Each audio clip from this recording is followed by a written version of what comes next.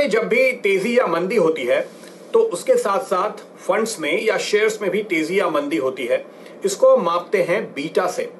यानी अगर किसी स्टॉक का बीटा अधिक है तो बाजार की गिरावट से ज्यादा गिरावट उसमें आएगी। अगर किसी स्टॉक का या किसी फंड का बीटा कम है तो उसमें कम गिरावट आएगी।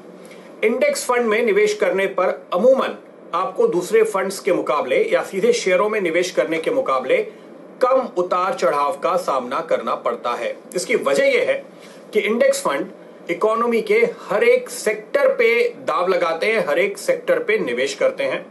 इस वजह से इंडेक्स में जो उतार चढ़ाव आता है वो दूसरे फंड्स के मुकाबले में कहीं कम आता है। दूसरी बात, चूंकि इंडेक्स फंड हर एक सेक्टर पे पैसे लगाते हैं, हर एक उभरते हुए सेक्टर के महत्व के बढ़ने के साथ साथ वहां पे अपना एक्सपोजर बढ़ाते हैं, इंडेक्स में नए शेयरों को शामिल करते हैं, जिन सेक्टर में कुछ नहीं हो रहा उनको बाहर करते हैं। इसलिए आप कोई भी मौका चूकते नहीं हैं। किसी भी सेक्टर में तेजी या मंदी होती है वो इंडेक्स में रिफ्लेक्ट हो जाती है। तो जहां भी तेजी हो रही होगी, जहां पे ज्यादा मुनाफा आ रहा होगा, उस सेक्टर के स्टॉक अपने आप इंडेक्स में शामिल होते जाएंगे या उनका वजन बढ़ता जाएगा।